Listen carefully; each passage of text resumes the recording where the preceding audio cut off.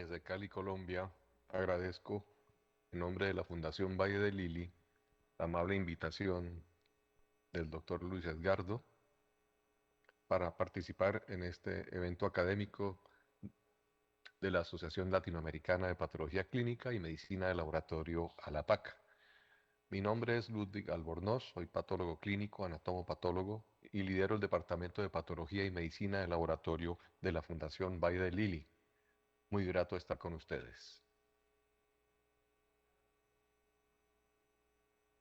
Atendiendo esta invitación, es muy satisfactorio poder transmitirles una serie de contenidos que están en esta agenda. Voy a definir y decir algunos beneficios de la medicina de precisión, definición del error diagnóstico, del estado del error preanalítico en apoyo diagnóstico in vitro, unas causas de error en medicina molecular y unas conclusiones relacionadas con las fuentes de imprecisión en la patología de precisión. Somos fundamentales en el diagnóstico y podemos generar buenos resultados o resultados inexactos, inoportunos o no comunicados. Entraré a ese particular. Definamos medicina de precisión. Según la Academia Nacional de las Ciencias, van a ver ustedes en las diapositivas de esta charla unas referencias consultables a partir de la información en el pie de diapositiva, como también a través de los códigos QR que van a estar a los extremos de la diapositiva. Esta organización, hace más de 13 años, definió la medicina de precisión como usar datos obtenidos de genómica, epigenómica, en este momento cualquier ómica, exposición, o lo que llaman el exposoma, y otra información para definir patrones individuales de la enfermedad, individuales y no de un grupo estándar o colectividad, llevando potencialmente a un mejor tratamiento del individuo. En ese entonces, 2011, era un potencial, hoy es una realidad. Sin embargo, las consideraciones que siguen posiblemente aplican todavía y dependiendo del sitio y de los recursos disponibles, el conocimiento de las personas involucradas.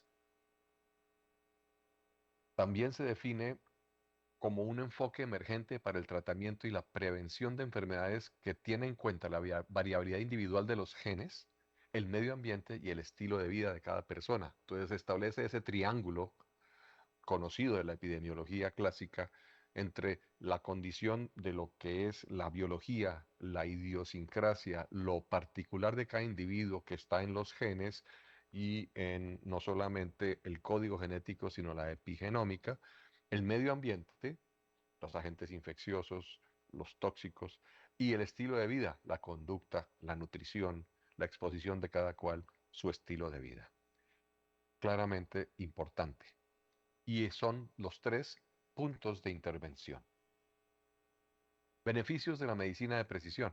Identificar personas en riesgo, claramente, es lo más consecuente, es lo más útil para incluso la sostenibilidad. Predecir estrategias de prevención perfiladas para cada paciente, uno a uno, individual. Identificar signos tempranos de enfermedad de manera preclínica antes de que se manifiesten, que es cuando más conviene, que es cuando es más económico, que es cuando es más apropiado si hablamos de humanización de la atención. Identificar subtipos de enfermedades similares que responden diferencialmente al tratamiento. Una, un cuadro clínico, una manifestación, un aspecto histopatológico, una serie de marcadores pueden determinar diferencias dentro de unas definiciones clásicas de diagnóstico que pueden parecer similares en su presentación o en su evolución, mas no lo son, y entonces son tributarias de tratamientos específicos, individualizados. Identificar el estado de portador de enfermedad para futuros padres o para esas personas en su vida, con el fin de tomar decisiones, hacer monitoreo cercano, pronosticar. Manejo de enfermedades, y seguimiento y guía de la recuperación, no solo antes, sino durante la terapéutica, durante el seguimiento, efectivamente, y monitoreo de la terapia, y guiando los momentos críticos para efectos de intervenir, modificar terapia y asistir a la rehabilitación del o la paciente. Entremos a definir error diagnóstico. ¿Por qué hago énfasis en esto? Ustedes ven cómo históricamente ha sido objeto de atención por las grandes organizaciones multilaterales en salud.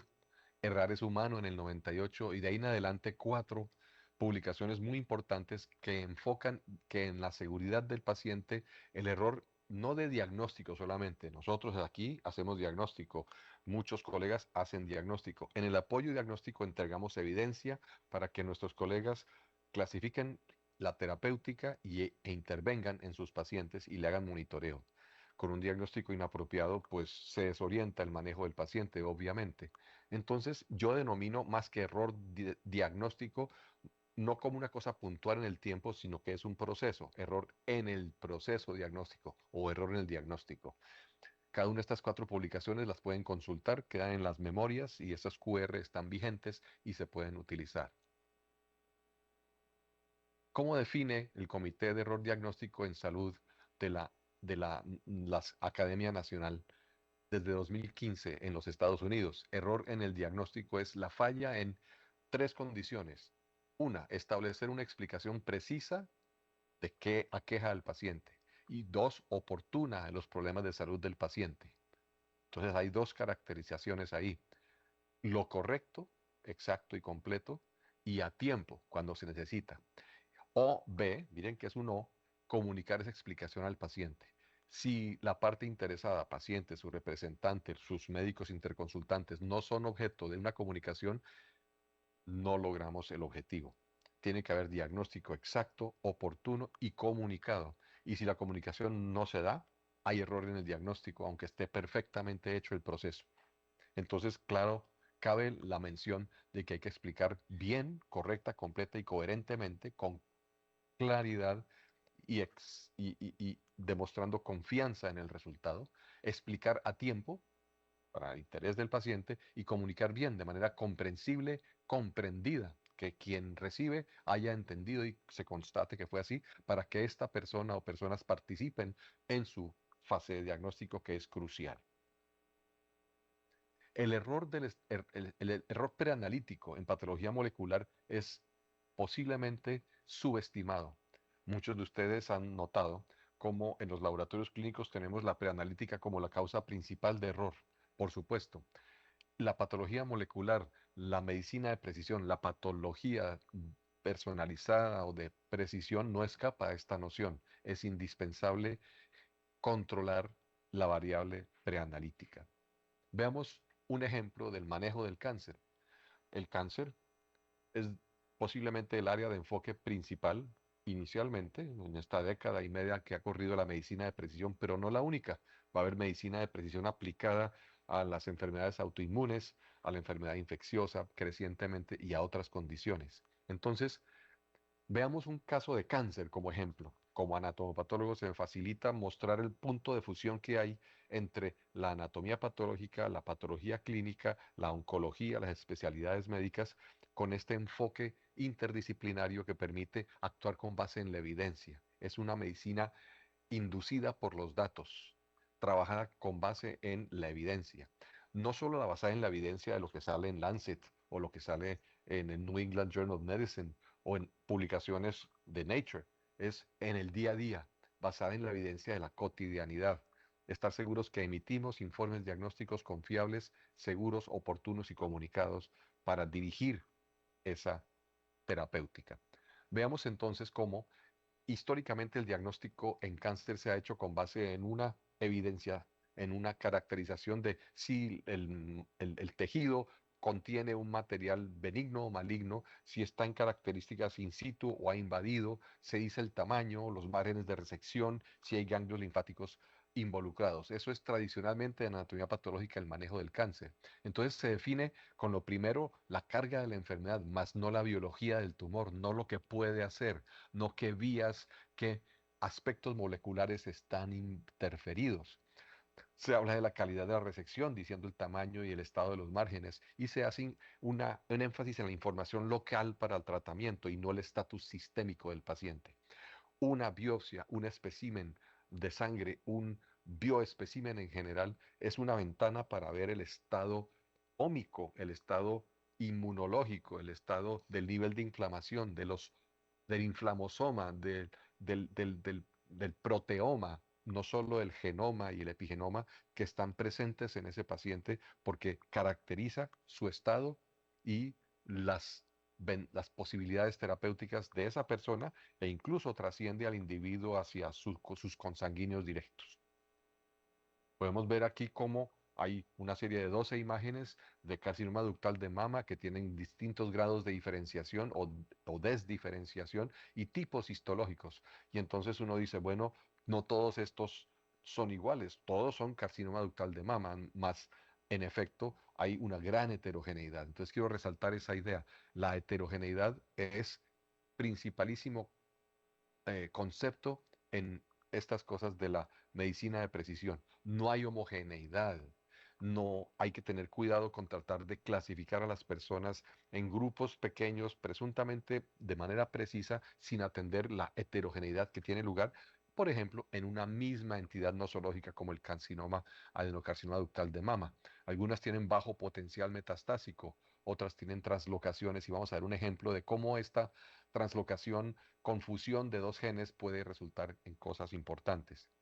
Quiero también compartir esta definición de la Academia Nacional de las Ciencias en que dicen que el diagnóstico es fundamental en la medicina y hay que definir la condición que aqueja al paciente de manera exacta y precisa, pero esto no asegura un tratamiento efectivo, siendo sin embargo un punto correcto de partida. Esto en 2011.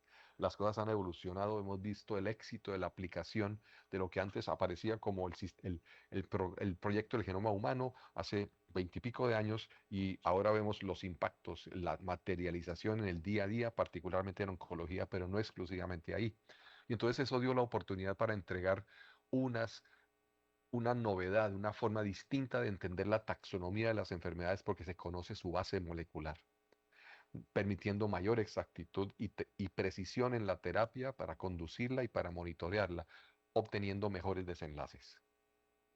Un ejemplo, otra vez para un tumor, por ejemplo. Llega un paciente, una paciente, se obtiene tejido tumoral o un espécimen de biopsia líquida, cualquier bioespécimen y se determina que hay en efecto tumor. Y ese tumor se estudia, por ejemplo, histopatológicamente, pasa a determinarse genómicamente cuál es su perfil genético y se hace, si hay las condiciones y la necesidad, un análisis de las vías moleculares afectadas que son objetivo de posible intervención.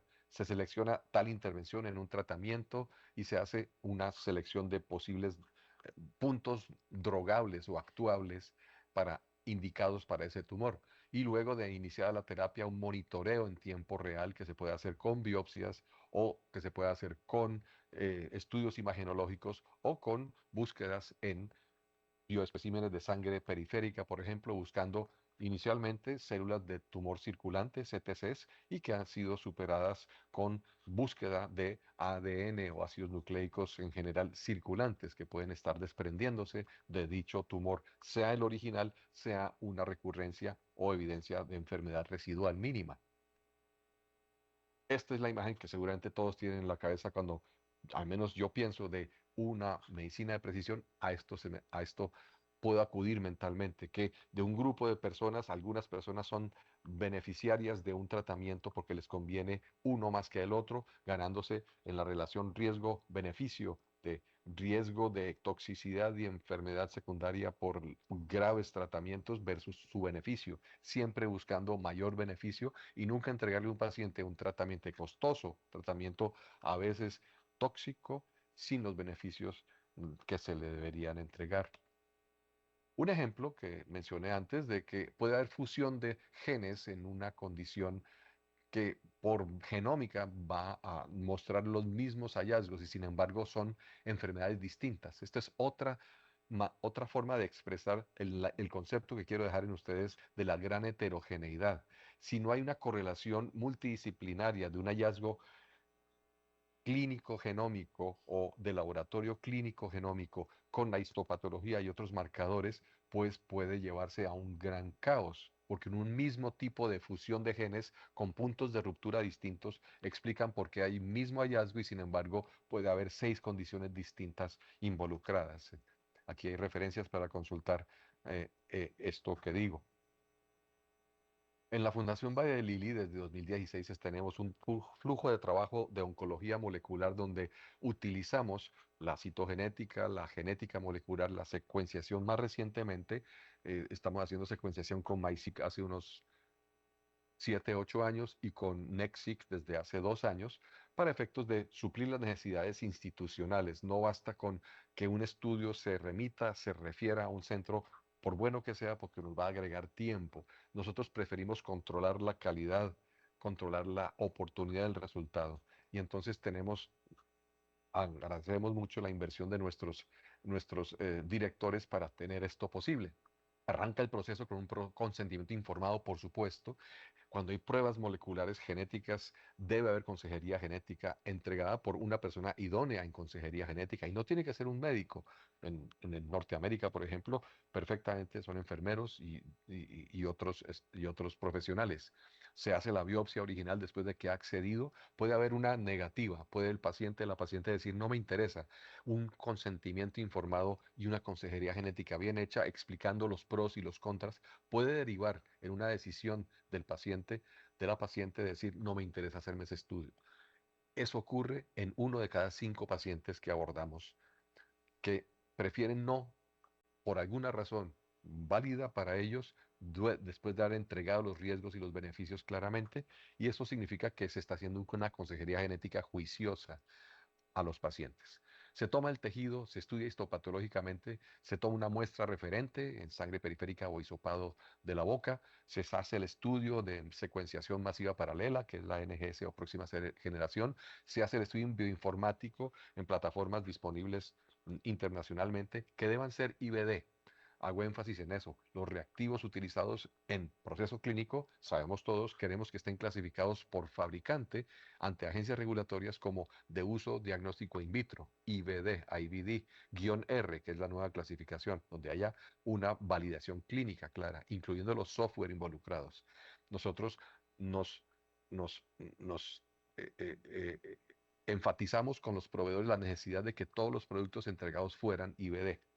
Uno de nuestros secuenciadores no lo es y es difícil porque entonces toca hacer validaciones extensas, pero y no todo reactivo está disponible en el mercado con clasificación IVD, sino RUO.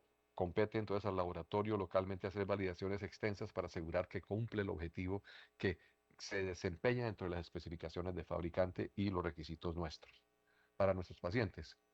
Se somete a una junta interdisciplinaria molecular de tumores, donde participan patólogos clínicos, genetistas, anatomopatólogos, oncólogos, hematólogos, biólogos moleculares, auditores médicos, mirando qué se hace con una data que puede ser de difícil interpretación. Si en efecto hay un blanco intervenible que pueda favorecer al paciente, a la paciente, o hay hallazgos secundarios o incidentales que pueden suceder en estos estudios tan profundos de la genética y que no sean útiles para el cuadro clínico, pero debe haber una noción de qué sería útil informar a esa paciente, qué debe quedar en la historia, porque hoy puede ser irrelevante, pero mañana puede ser muy importante.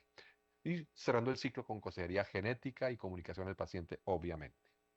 Esto ha funcionado muy bien en nuestra organización y tenemos unos indicadores muy buenos de desempeño y de tiempo de manejo. Entonces, por ejemplo, un cáncer de mama se maneja de esta forma, se hace la histopatología, los estudios ómicos, los estudios de inmunistoquímica y la secuenciación. El diagnóstico molecular persigue varios propósitos, no solo hacer el diagnóstico, sino hacer predicción de terapia al tratamiento, o sea, de respuesta al tratamiento, perdón, y la pronóstica, que es cómo le va a ir a esa condición de enfermedad con o sin tratamiento. Entonces son distintos los conceptos, claro. Pronóstico es de evolución y predicción es de respuesta al tratamiento. Y el obvio monitoreo de la enfermedad.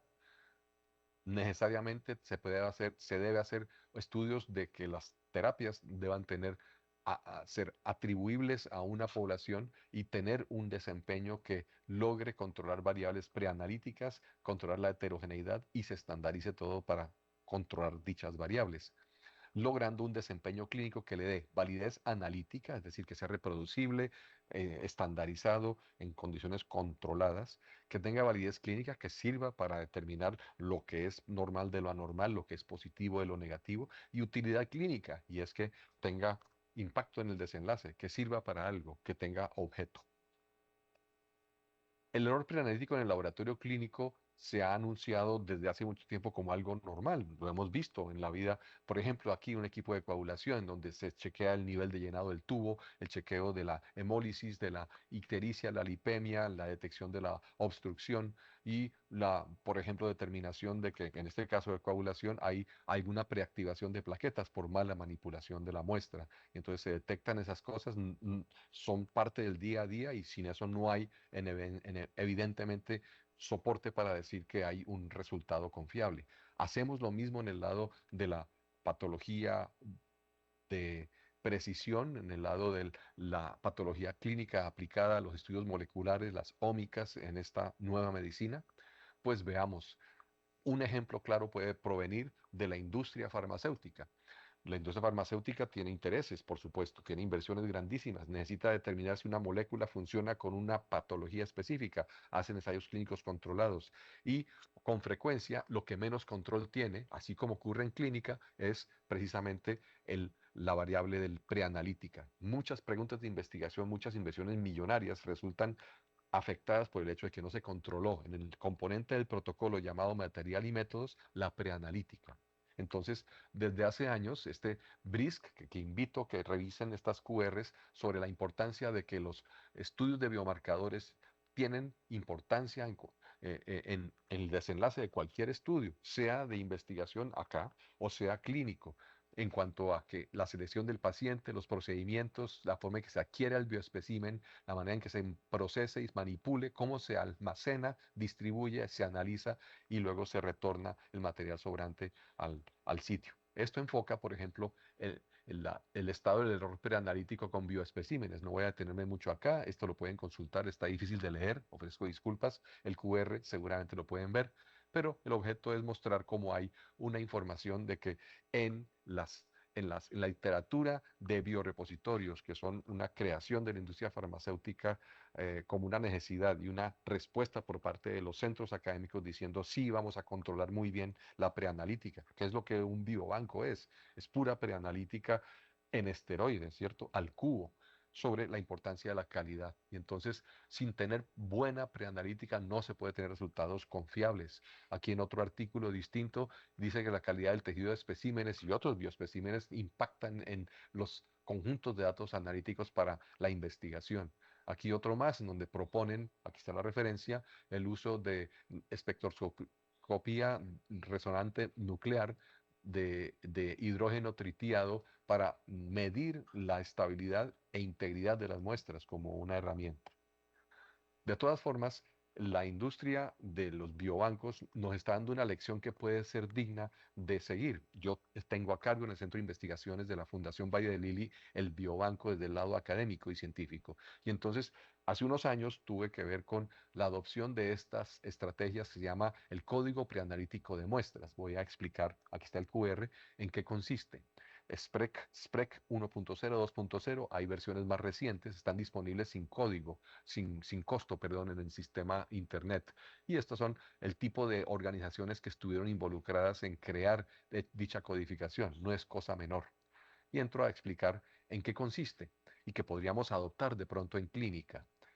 El tipo de muestra, el tipo de contenedor, lo que ocurrió en torno a la centrifugación y cómo se almacena. Son 7 elementos que son descritos en una serie de tablas. Aquí ven, por ejemplo, unos ejemplos de cuáles tipos de tablas, qué tipo de especímenes hay involucrados, prácticamente todos los tipos que uno pueda considerar. Es muy amplia la definición. Luego los contenedores propiamente y sus aditivos en sus distintas clasificaciones. Esto lo pueden consultar en internet. Este es el QR. Luego, ¿qué se hizo en la precentrifugación en cuanto a temperaturas, en cuanto a tiempos y velocidad con o sin frenado, aceleración, desaceleración? Información también sobre si hubo o no una segunda centrifugación y luego el tiempo de retardo que hay entre el momento en que se pasa a congelar o a dejar en estado estable el espécimen y la postcentrifugación, incluyendo variables de tiempo y de temperatura. Y luego, cómo, en qué condiciones se almacenó a largo plazo, tanto temperatura como tipo de material. A- eh, Asimismo, en cuanto a especímenes que son de células, con microdisección, tejido, origen del tejido, autopsia, biopsia, especímenes quirúrgicos, los tiempos de isquemia en caliente e isquemia en frío, muy significativos que entraré a determinar ahora brevemente, el tipo de fijador utilizado y los tiempos de fijación, y las condiciones de almacenamiento de largo plazo también para lo que es no fluido. Entonces, con una oración como esta, una narrativa de unas 12, 13 letras, se entiende cómo esto quiere decir que esto es un líquido cefalorraquídeo recolectado en polipropileno estéril que se demoró menos de 2 horas a temperatura de 3 a 7 grados, se centrifuga entre 3 y 7 grados a menos de 3000 sin freno, se realizó una centrifugación una sola y no dos, y hubo retraso de menos de 1 hora a 3 a 7 grados entre ese momento y el paso a polipropileno en tal volumen a una temperatura entre almacenamiento definitivo de menos 85 a menos 60. Todo eso, ese párrafo está escrito en esta codificación. Otro ejemplo, en este caso con tejido, pero similar enfoque.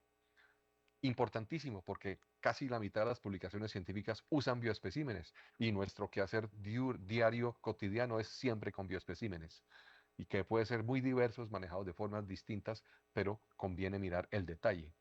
Entonces hay como clasificaciones que hemos acuñado acá en nuestra organización de que un espécimen de oro o ideal es aquel que se obtuvo directamente intraoperatoriamente y que se empezó a manipular de inmediato después de la resección quirúrgica y baja la calidad a medida que pasa el tiempo, si es después de 15 a 30 minutos o más de 2 horas después y todo lo que se hace después de 2 horas o con tiempo desconocido, pues es de potencial inferior calidad en cuanto a la estabilidad de los marcadores.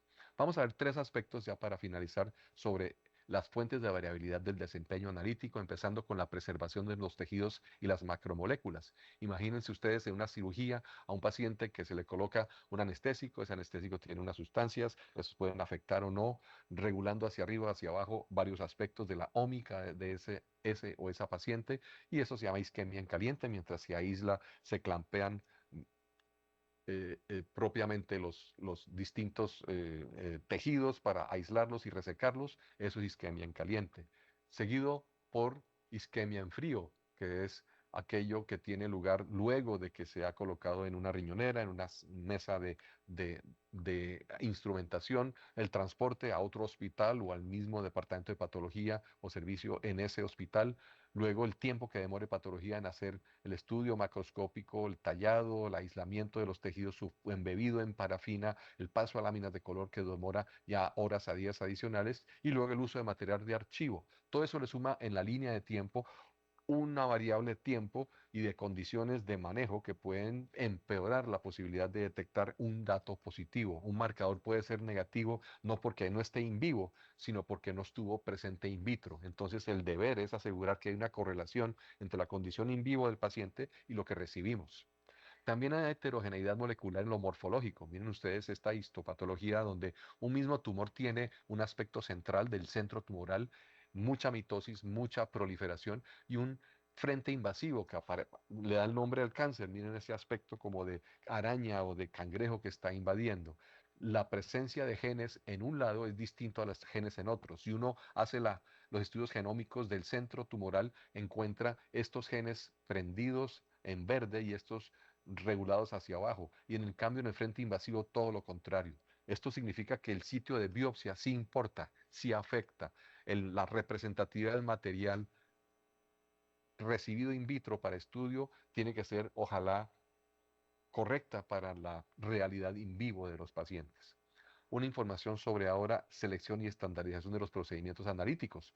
Esta gráfica, cortesía del doctor González de Castro del Royal Marsden, muestra cómo una serie de patólogos, individuos mirando al microscopio, vieron un mismo espécimen entre todos y juzgaron la celularidad. Ahorita explico a qué me refiero en las siguientes diapositivas. Y hubo variabilidad entre un mismo individuo, incluso diciendo que la celularidad del espécimen era alta, mediana o baja. ¿A qué me refiero?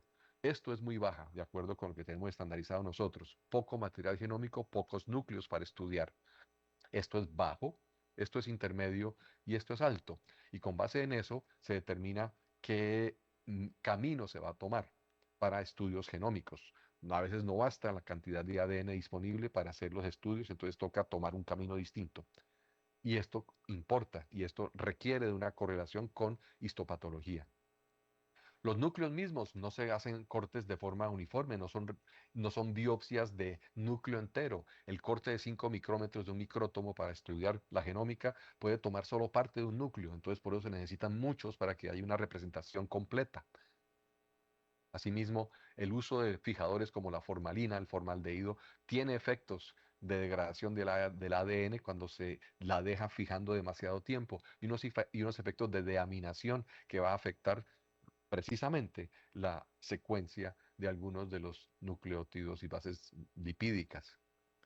Entonces, con base en la celularidad, se va a tomar una vía que va a variar entre lo que es precisamente un estudio de secuenciación versus una opción de primero amplificar con PCR y luego secuenciar, o estudiar genes específicos uno a la vez y no paneles multiplex con grupos de genes o exomas. Concluyo con decir que entonces la definición de medicina de precisión es la que les he entregado, vino para quedarse, pero hay fuentes de imprecisión que están centradas en el error preanalítico, que hay causas de error en la medicina molecular que pueden derivar en tratamientos inapropiados para los pacientes, y dichas fuentes de imprecisión ameritan una intervención por nosotros en patología clínica, asegurando que hay un monitoreo de la investigación del paciente en la clínica y el diagnóstico, aportando desde nuestro lugar. Muchas gracias y estoy disponible para preguntas.